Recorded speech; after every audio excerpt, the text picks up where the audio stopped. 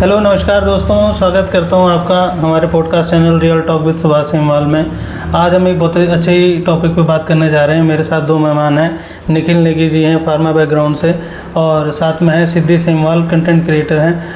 आज जिस टॉपिक पर हम बात करने जा रहे हैं वो टॉपिक का नाम है अनएम्प्लॉयमेंट, भारत में बढ़ती बेरोज़गारी। तो शुरू करते हैं बिना किसी स्क्रिप्ट के, बिना किसी फ़िल्टर के, सीधी बात। मेरा पहला सवाल ये रहेगा, मैं पहले पूछना चाहूँगा निखिल नेगी जी से कि भारत में जो बढ़ती बेरोज़गारी है, अनएम्प्लॉयमेंट, इसके क्या कारण हैं आपके विचार में या आपके नॉलेज में? ये क्यों हो रहा है, क्यों बढ़ रही है? तो सबसे पहले तो सर आपका धन्यवाद कि आपने आज हमें इस पॉडकास्ट में बुलाया। और अब रही बात आपके सवाल की, तो उसका जवाब ऐसा है कि जो अनएम्प्लॉयमेंट भारत में है उसके कई सारे कारण हो सकते हैं। तो सबसे पहला मेन कारण जो मुझे लगता है वो है एक पॉपुलेशन, कि इंडिया एक बहुत ही पॉपुलेटेड कंट्री है, जिसकी वजह से ये होता है कि अब आप देखते हैं जैसे अगर कोई पॉपुलेशन ज़्यादा है तो वहाँ पे लोग ज़्यादा हो गए, और अगर वहाँ पे जॉब्स है, जॉब्स कम है, तो यानी कि जो लोग ज़्यादा हो गए, जॉब्स कम हो गई, तो इस वजह से क्या होगा, आधे से ज़्यादा जो जनता है वो बेरोज़गार ही रहेगी, उनको जॉब्स नहीं मिल पाएगी। और अगर उनको जॉब्स मिलेगी भी तो उनको उनकी क्वालिटी वाली जॉब्स नहीं मिलेगी, मतलब वो कॉम्प्रोमाइज़ करने वाली जॉब मिलेगी। अगर होते ही है जहाँ पे कोई चीज़ ज़्यादा है, कोई चीज़ कम है, तो कहीं ना कहीं पे सेक्रीफाइस करना पड़ता है। तो इस वजह से भी काफ़ी ज़्यादा अनएम्प्लॉयमेंट है। फिर जो यूथ को लगता है कि यार मैं तो इतना केपेबल हूँ, मैं इतना कोर्स करके आया हूँ और मैं 10-15 हज़ार की नौकरी करूँगा, तो ये तो अच्छी बात नहीं है। फिर वो क्या करता है, वो जॉब छोड़ के वो सोचता है इससे अच्छा मैं तैयारी कर लेता, फिर वो तैयारी भी करता है तो उसमें भी उसका टाइम वेस्ट होता है। तो एक रीज़न मुझे ये लगता है, मेनली जो रीज़न है पॉपुलेशन है, यहाँ पे पॉपुलेशन बढ़ती जनसंख्या। ठीक है, चलो निखिल नेगी ने तो बताया रीज़न। मैं अब सिद्धि सेमवाल से पूछना चाहूँगा कि सिद्धि सेमवाल, आपके पॉइंट ऑफ व्यू से क्या रीज़न हो सकते हैं ये अनएम्प्लॉयमेंट के? सर पहले तो थैंक यू मुझे अपने पॉडकास्ट चैनल में इनवाइट करने के लिए। तो जैसे कि निखिल ने बताया कि पॉपुलेशन इशू है, उसके अलावा एक और इशू है इंडिया में जिसकी वजह से अनएम्प्लॉयमेंट रेट इतने ज़्यादा इंक्रीज़ हो रहे हैं, वो है एजुकेशनल इश्यूज़। तो जैसे कि इंडिया जो है वो थियोरिटिकल और एग्ज़ाम ओरिएंटेड ज़्यादा फोकस्ड है रेदर देन प्रैक्टिकल स्किल्स और क्रिएटिविटी। जो हमारी यूथ है उनमें इंडस्ट्रियल रेलिवेंट स्किल्स की थोड़ी कमी होने के कारणवश जो अनएम्प्लॉयमेंट है वो इंडिया में बहुत ज़्यादा बढ़ रही है। इंडिया डिग्री तो प्रोड्यूस कर रहा है, पर जो स्किल्ड प्रोफेशनल्स हैं उनको इतना प्रोड्यूस नहीं कर पा रहा है, जिस वजह से अनएम्प्लॉयमेंट इंडिया में बहुत ज़्यादा बढ़ रही है। ठीक है, बहुत बढ़िया। आप एजुकेशन सिस्टम को दोषी मानते हैं इसका, अनएम्प्लॉयमेंट? हाँ जी, बिल्कुल सही है।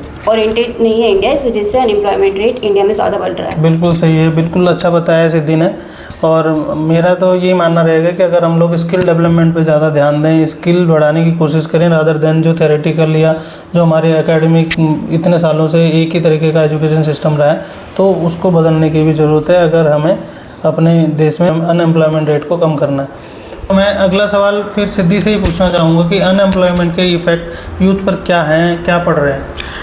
अनएम्प्लॉयमेंट के इफेक्ट इंडिया के यूथ में सोशली, मेंटली और फाइनेंशियली तीनों प्रकार से पड़ रहे हैं। सोशली इस प्रकार से कि जब कोई यूथ है उसको जॉब नहीं मिलती है तो सोसाइटी और उसके पेरेंट्स, खुद के पेरेंट्स उसको रिस्पेक्ट देना बंद कर देते हैं और उसको साइड कर देते हैं, जिस वजह से वो उसको अकेलापन फील होता है, आइसोलेशन फील होता है, और इस वजह से उसको स्ट्रेस बढ़ता है, मेंटली उसका स्ट्रेस बढ़ता है, वो डिप्रेस्ड होता है, जिस वजह से वो ड्रग्स की तरफ थोड़ा ज़्यादा इंक्लाइंड होता है। और फिर फाइनेंशियली भी उसको बहुत इश्यूज़ होते हैं, क्योंकि अगर उस पर जॉब नहीं है तो वो अपने घर वालों पे ही डिपेंडेंट है, जिसकी वजह से वो एक लाइफ साइकिल में फंस जाता है, मतलब एक ही बोरिंग लाइफ साइकिल में वो फंसा रह जाता है, उसको वो एग्जिट होने का कोई रास्ता नहीं दिखता उसमें। तो ये इशू है एम्प्लॉयमेंट के। तो मेंटली भी थोड़ा इशू बन जाता है उसका? हाँ, मेंटली स्ट्रेस बढ़ता है, ड्रग्स होता है, फिर फाइनेंशियल इश्यूज भी होते हैं, बहुत चीज़ें होती हैं, एक बोरिंग लाइफ में वो फंसा रह जाता है आजकल का यूथ।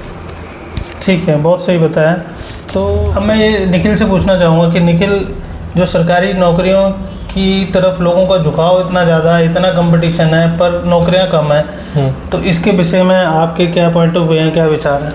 सर जैसे सरकारी नौकरी की तरफ झुकाव जो आपने बोला उसकी तरफ ज़्यादा है, उसका ये मान्यता सबसे सिंपल कनेक्शन हमारे पेरेंट्स से ही है, क्योंकि उस टाइम पे पहले प्राइवेटाइजेशन था जो इतना नहीं था, प्राइवेट कंपनियाँ इतनी सारी नहीं थी, एक ही सोर्स था इनकम का कि या तो तुम किसानी करो, खेती बाड़ी करो, या तो तुम सरकारी नौकरी लग जाओ। तो जब हमारे माँ बाप उस बैकग्राउंड से आते हैं जिस बैकग्राउंड में सरकारी नौकरी ही देखी है, कोई प्राइवेट कंपनियां नहीं देखी, तो उनको लगता है कि सरकारी नौकरी ही बेस्ट है, क्योंकि उसमें एक फिक्स तरह हो जाता है इंसान की भैया पक्का हो चुका है, अब इसे कोई हटा नहीं सकता। पर जबकि प्राइवेट नौकरी में ऐसा है कि कभी भी किसी को भी हटा सकता है, ले ऑफ आ जाती है बड़ी बड़ी कंपनियों की भी, माइक्रोसॉफ्ट गूगल वो भी अपनी ले ऑफ डालती है, तो अच्छे अच्छे खासे बंदे निकल जाते हैं। तो एक रीज़न ये भी है कि सरकारी जॉब्स का लोगों में वो झुकाव इसीलिए ज़्यादा है क्योंकि उनको सिक्योरिटी मिल जाती है कि अब मैं सिक्योर हूँ, मुझे यहाँ से कोई नहीं हटा सकता। ऊपर से सरकारी के फ़ायदे भी हैं, और ये हमारी पेरेंट बचपन से हमारे दिमाग में डाला जाता है कि बेटा सरकारी नौकरी करो तभी ये कुछ होगा। आप भी जैसे देखते होंगे सब ये बोलते होंगे कि सरकारी नौकरी करो तभी शादी होगी, लड़की अच्छी मिलेगी। तो ये सब इसी के अंदर आता है क्योंकि देखा जाता है कि सरकारी नौकरी है मतलब एक संपूर्ण है, और उस समय प्राइवेट था नहीं कुछ। अब जैसे धीरे धीरे हम देख रहे हैं इतने सारे स्टार्टअप बन रहे हैं, इतनी प्राइवेट कंपनियां जा रही हैं, स्विगी, जोमेटो, ब्लिंकिट, ये सब प्राइवेट ही तो है। अभी इतना हो गया, अब जो इस दौर में होंगे तो उनको पता होगा कि प्राइवेट कंपनियों में भी अच्छा स्कोप हो सकता है अगर आप स्किल हो। बहुत अच्छी अर्निंग भी है, लाइफ भी सिक्योर है अच्छी कंपनी के ऊपर। उनका अवेयरनेस कम है, लोगों का झुकाव वही जो तुमने कहा बिल्कुल सही कहा है कि हमारे पेरेंट्स से हम लोग को ऐसी सोच डेवलप करी जाती है कि सरकारी नौकरी ही बेस्ट है, और लोगों का थोड़ा माइंडसेट ऐसा बन चुका है। तो बिल्कुल सही कहा है निखिल ने कि सरकारी नौकरी की तरफ झुकाव होने के ये कारण भी हैं, सिक्योरिटी है, जॉब सिक्योरिटी, और फैमिली बैकग्राउंड की जो सोच है वो भी है। बट अगर मैं तो यही अपने पॉइंट ऑफ व्यू से कहना चाहूँगा कि प्राइवेट सेक्टर में भी अगर हम लोग अच्छी स्किल लेके जॉब लेना चाहें और तो बहुत कंपनियां जो आपको बहुत अच्छा फ्यूचर और बहुत अच्छी फैसिलिटीज़ देती हैं। तो एक लाइन इसमें एक मेजर ये भी है कि सरकारी जॉब का जैसे पहले पॉपुलेशन इतनी भी नहीं थी, लोग गांव में रहते थे, तो लोगों को लगता था कि खेती बाड़ी हमारा वो है। तो उस समय ऐसा था कि लोगों को जॉब में ज़्यादा करने का मन ही नहीं था कि हम जॉब करें। तो उस समय लोग पकड़ के लाते थे कि भाई चलो नौकरी कर लो, ये पोस्ट खाली है, पोस्ट ऑफिस में हो गया, बैंक में हो गया, कि तुम नौकरी कर लो। उस समय वो बंदे लग गए। अब धीरे धीरे क्या हुआ, लोग शहरों की तरफ आने लग गए पढ़ाई के लिए, हॉस्पिटल के लिए। जब वो शहरों की तरफ आने लग गए तो खेती बाड़ी छूट गई, सबसे प्राइमरी सोर्स जो इनकम का था वो छूट गया। फिर उन्हें लगा कि अब जॉब ही करनी है। फिर उनको लगा कि हमारे दादा परदादा ने तो सरकारी नौकरी करी है, उनको ये फ़ायदा मिला, तो उनका उस वजह से भी झुकाव ज़्यादा हो गया। जब उन्होंने शहर में आके देखा कि प्राइवेट नौकरी के हाल ऐसे हैं, यहाँ छुट्टियाँ नहीं मिल रही हैं, 9 to 5 करना ही पड़ रहा है, कभी कभी ओवर टाइम भी हो जाता है, ऊपर से प्रेशर इतना है, तब उनको लगा कि हाँ यार हमारे दादा लोग तो सरकारी नौकरी लग गए थे, वही बेस्ट था। तो वो खुद चाहते हैं कि अब हम भी कोई सरकारी नौकरी लगे, एग्जाम क्रैक करें। पर जो कि इसमें आज की डेट में मुश्किल है क्योंकि कंपटीशन बहुत ज़्यादा हो चुका है, कंपटीशन भी बहुत ज़्यादा और जॉब्स लिमिटेड है, नौकरियाँ बहुत कम है। वो बहुत बड़ी वजह है, उसी का समझ में से परे है कि सरकार को नौकरियां जनरेट करनी चाहिए। जिस हिसाब से हमारे पास एक यूथ है जो पढ़ा लिखा है और नौकरी करना चाहता है सरकारी। एक बड़ा ही इंपॉर्टेंट क्वेश्चन मैं पूछना चाहूँगा सिद्धि से कि जेंडर इनइक्वालिटी का क्या इफेक्ट पड़ता है unemployment, specially for women. How does gender inequality effect unemployment rate specially for women?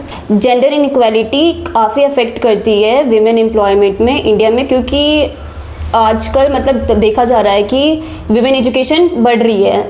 Past decades के हिसाब से विमेन एजुकेशन में काफ़ी इंक्रीज़ हुआ है, पर फिर भी काफ़ी सोसाइटल नॉर्म है इंडिया में जिस वजह से विमेन को इतना पुश नहीं किया जा रहा है एम्प्लॉयमेंट फील्ड में। क्योंकि जैसे दक्कन सोच है भारत की कि जो विमेन होती है वो सिर्फ घर के लिए होती है, मतलब बच्चे के लिए होती है, घर संभालने के लिए होती है, बाहर के लिए नहीं होती। या फिर उनको ऐसा लगता है कि विमेन लायक ही नहीं उस काम के लिए, उनकी बस की नहीं है। बहुत चीज़ें होती है, बहुत सारी मेंटेलिटी है, बट ऐसा नहीं है।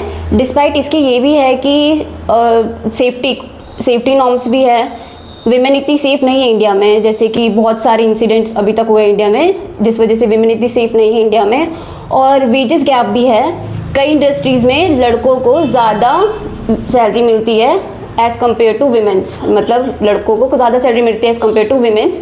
ये भी इश्यूज़ है। और ये भी इश्यूज़ है कि कई लड़कियां शादी के बाद जॉब नहीं करती है, जॉब छोड़ देती है बच्चे होने की वजह से, और भी बहुत सारी रिस्पॉन्सिबिलिटीज़ होने की वजह से। और एक फैमिली होती है, जैसे अगर हम वेस्टर्न फैमिलीज़ में देखेंगे तो लड़का लड़की दोनों घर चलाते हैं, बैलेंस सिस्टम है।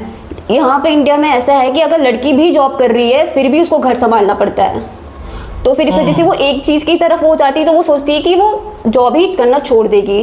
तो ये सब वजह है कि इंडिया में विमेन एजुकेशन बढ़ने के बावजूद भी, बहुत सारी स्कीम्स आने के बावजूद भी, आज भी जो इंडिया की विमेन है वो पीछे है, अनएम्प्लॉयड है, और उनको लीडरशिप रोल भी नहीं मिल रही है। जेंडर इनइक्वालिटी का रीज़न आपके नज़रिए से काफ़ी है। हाँ जी, ये काफ़ी अच्छा इन्होंने आंसर दिया है। आप लोगों को क्या विचार है उस पर आप कमेंट करके मैं बता सकते हैं। मैं लास्ट क्वेश्चन ये पूछना चाहूँगा कि अब निखिल बताएंगे ये वाला कि भारत में रिजर्वेशन सिस्टम भी एक बहुत बड़ी चीज़ है।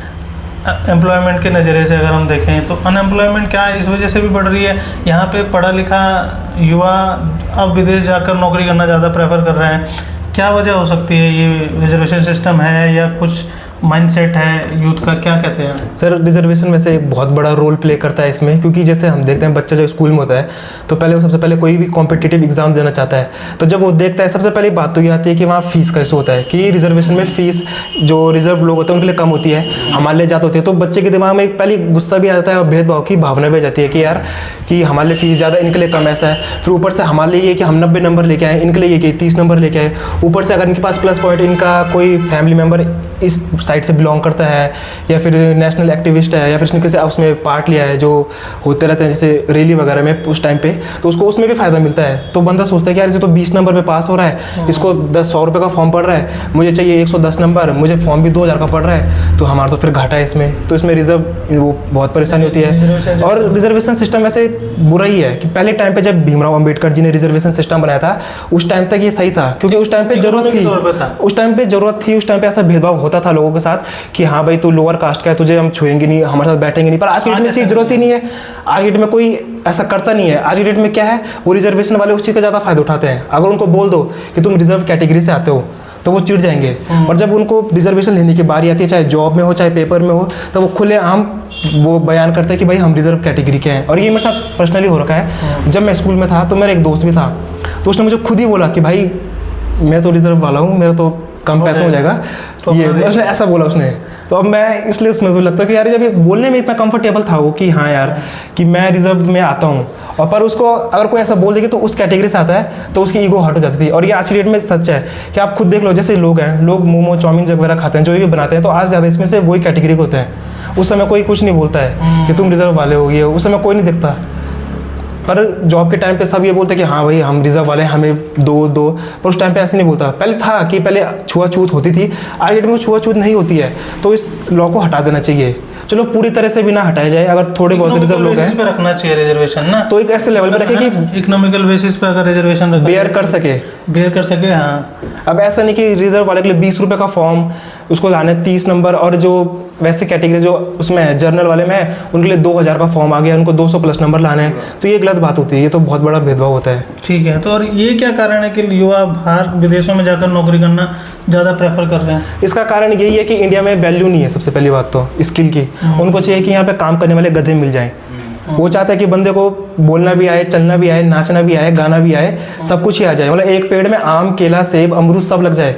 सबसे बड़ी कारण तो ये है। और यहाँ इज्जत नहीं है वर्क कल्चर की।